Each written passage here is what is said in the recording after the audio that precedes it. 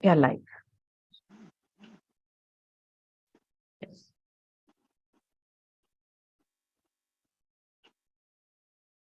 Hello, everyone. A very good evening to all of you. International Council for Circular Economy welcomes you to the 13th episode of Season 4 of our Circular Chat series.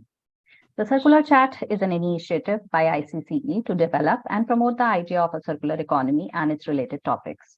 In this episode, we have our guest speaker, Dr. Shilpi Karmakar, Project Manager, UNDP India, with us. And the topic today is International Trends and Initiatives in ESG. Hi, Dr. Shilpi, a very warm welcome to you on the Circular Chat. Good evening, Shilpi, and really it's nice to start the new year with such a initiative. I really thankful to ICC for giving me this opportunity. That's great. Thanks a lot. And let me introduce Dr. Shilpi to you. Dr. Shilpi brings in her international expertise from the sector of energy and environment nexus with more than 14 years of proficiency in environment and sustainability consulting to clients like Coal India Limited, Shapoorji Pallonji, Western Coalfield, National Green Tribunal, JICA, Wellspun Corporation, and many more in similar line.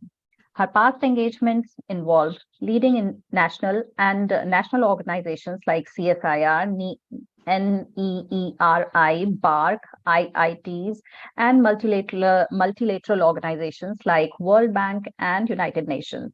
She is certified for ESG from Corporate Finance Institute. Dr. Shilpi focuses on overall business strategy for sustainability and social impact, ESG profiling and analysis of the business unit. Dr. Shilpi holds a PhD degree in environment and material science, former research fellow of University of Manchester and University of Leipzig, and is a gold medalist in applied chemistry. Dr. Shilpi, thanks again for joining us and supporting ICCE in its capacity building initiative. So today I have few questions for you. Yes, Shilpi. And yeah, and there is live audience, and they can also ask questions later on. Once we are done with our questions, they can also ask some questions. So my first question to you, Dr. Shilpi, is environmental reporting requirements have continuously been the most frequent, whereas governance reporting requirements have continuously been the lowest. So this finding could be due to a number of factors. What factors do you think would be responsible for it? So you will agree with me that ESG is still emerging, and now coming on to your question on environmental reporting versus governance reporting. The environmental reporting typically captures the information or the processes or the efficiency of the processes and their impacts on the environmental parameters, where governance reporting is much diverse, and it's about the set of principle processes and systems that regulates the company's overall operations, the integrity, the fairness by which they conduct their operations, the transparency that they take care of. On the basis of these principles, processes, and guidelines, company directs and controls the decision to fulfill its goals and objectives. Moreover, these principles are meant to add, value to the company's operation, its accountability towards the stakeholders, and a good governance will always bring a positive impact in long run and may not show an immediate impact of its implementation. Hence, the governance reporting, or the importance of governance reporting may not be considered crucial at times. So this is one of the reasons that governance reporting has been lagging bit behind as compared to environment reporting. When we talk about the factors that can affect governance reporting, there are certain internal factors, there are certain external factors.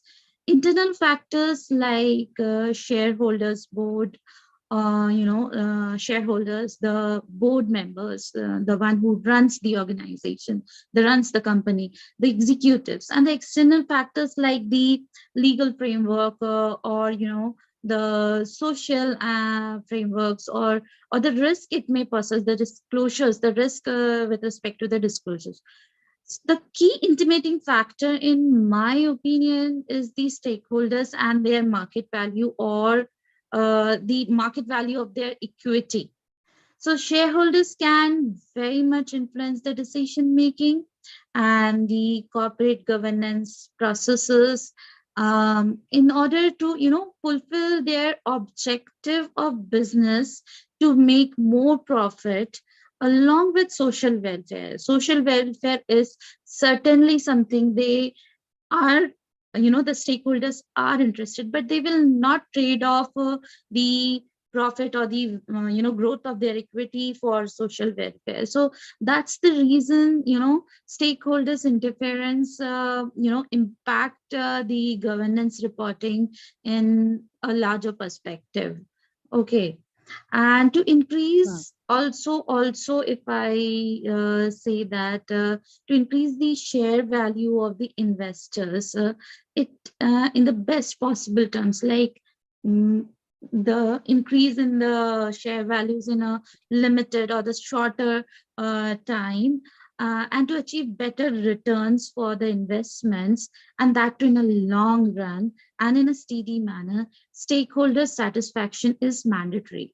And these goals, when we talk about these goals, which is equity in growth, or growth of the business, as well as stakeholders satisfaction, these goals can only be achieved with perfect corporate governance in place. Okay. Apart from these particular factors, there are certain other factors which also impact the governance reporting, like the alignment of the shareholders and the board members, eh, on the same perspective, related to the governance reporting, the performance evaluation of the board members.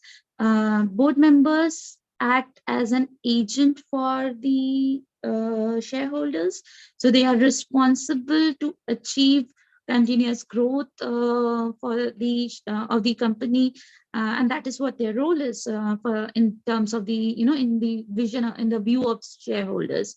So if the board members are not able to meet these particular parameters, the governance reporting is kept at the least priority.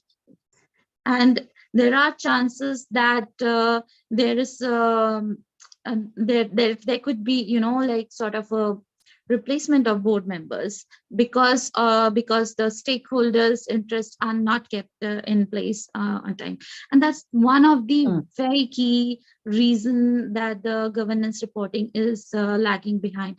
Apart from that, risk management related to the governance reporting. Once the governance disclosures are out in the market, how the competitors or how the other stakeholders are going to take advantage of these things. So that's the reason that governance reportings are lacking behind. And also, governance reportings are not making into any specific sort of, statutory requirements.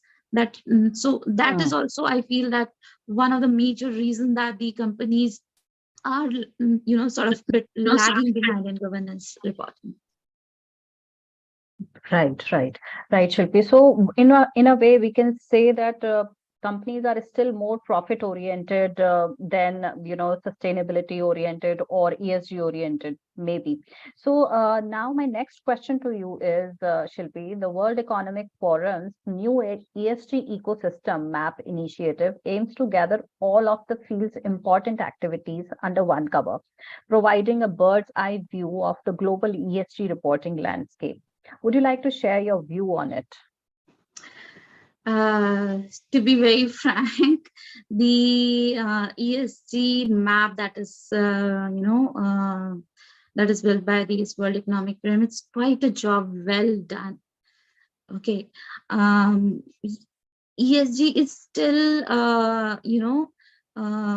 unsymmetric in a very large perspective. If you compare various reporting formats, various standards, various type of, like different agencies who are vetting these standards. So it's quite unsymmetric. It's quite complex matrix when it comes to comparing the actual performance of different companies who have adopted different type of ESG reporting, and with regards to multiple sustainability criteria that has emerged out through these ESG reporting formats. uh, it, it it was almost like comparing oranges and apples.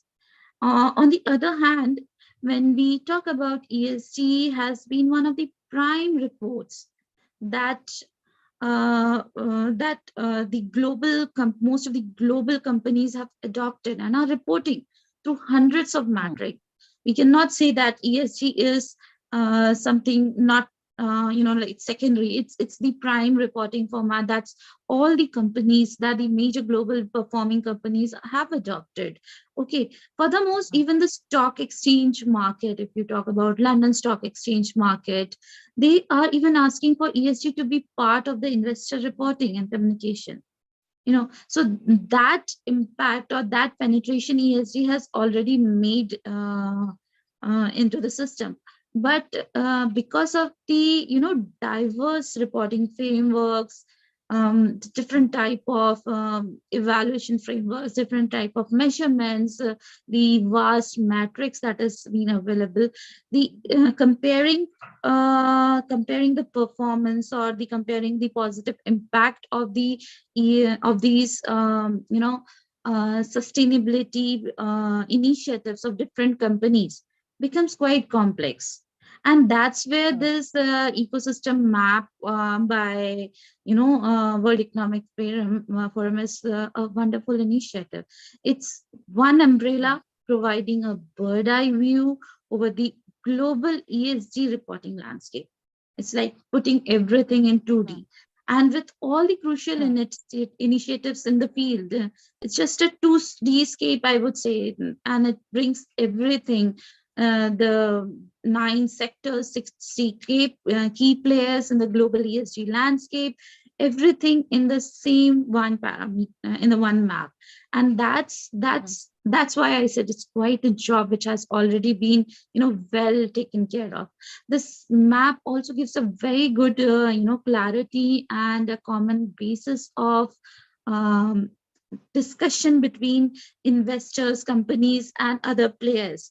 But it doesn't claim that it is a comprehensive map, though it gives you a platform where you can pull in to different companies. In as an investor, you can bring two companies and actually compare their sustainability initiatives, or the business sustainability. That is what this map has enabled investors to do. But it doesn't say that it is the comprehensive things. That is also one of the I would say, the openness that they have adopted, that it's not comprehensive. That is also one good factor about this ecosystem map. Great. And the Carbon Disclosure Project, Shilpi, United Kingdom operates a global disclosure system to help investors, businesses, cities, states, and regions manage their environmental impacts. And how do you see this in sync with ESG? Okay, so out of the 12 reporting frameworks for ESG, each of these frameworks are quite distinct in their approach, methodology, how they score, the scoring system that they are adopting, the performance indicator that are being there in this ESG different type of frameworks. Similarly, CDP has also gained a lot of ground in the corporate world, and it's going to be significantly reliable for many businesses operation model, because it specifically focuses on carbon, one parameter is carbon. That's the baseline parameter which it is focusing on. So and CDP is also widely promoted by many investors, commitment and to pitch their support in dealing with businesses with significant in incorporating the ESG factors to foster sustainability. So CDP has done it very well, but it has limited to moreover on the environmental, aspect of the reporting. Again, if you look that CDP project is most popular reporting framework and is centered on revealing the climate impact by any company or any businesses using indexes like their water consumption, their waste generation, or how resource consumption, or their carbon emissions, or on the deforestation. So CDP focuses on these specific factors, unlike GRI or any other. In comparison to CDP, which is not that comprehensive, um, it's since it's more specifically focusing about the environment, mainly focuses on the data collection about climate reporting. A lot of companies might also find this limiting as a result, and might like to adopt other frameworks like SASB, which is quite inclusive and alternative, covering various specific areas. So in my opinion, although CDP is a good, it's quite an effective way reporting it's quite effective in ESG reporting with respect to the, climate change perspective, rather than the entire, covering the entire social governance and the other soft parts of the ESG reporting. Sure. And Shilpi, you have mentioned that there are a wide variety of standards and frameworks that people, the companies are they can adapt to different kinds of standards and frameworks. So tell us, which are the most widely accepted standards globally and in India? What are the most widely accepted standards? So to my limited exposure and limited experience of ESG sector, because I don't consider myself as an ESG expert, to my limited experience, in my opinion, the GRI frameworks are the one which are being, globally and most prominently adopted standards used for ESG reporting. Second out of this is SASB, which is widely adopted. This standard also, and because of its inclusiveness, it has been the second one. And also, if you compare GRI and if you compare SASB, GRI is disclosing much more metrics as compared to SASB. And SASB is more on a softer approach and more on very focused type of framework as compared to GRI. GRI is quite elaborate and quite well adopted. Third in the race is TCFD, the Task Force on Climate Related Disclosure.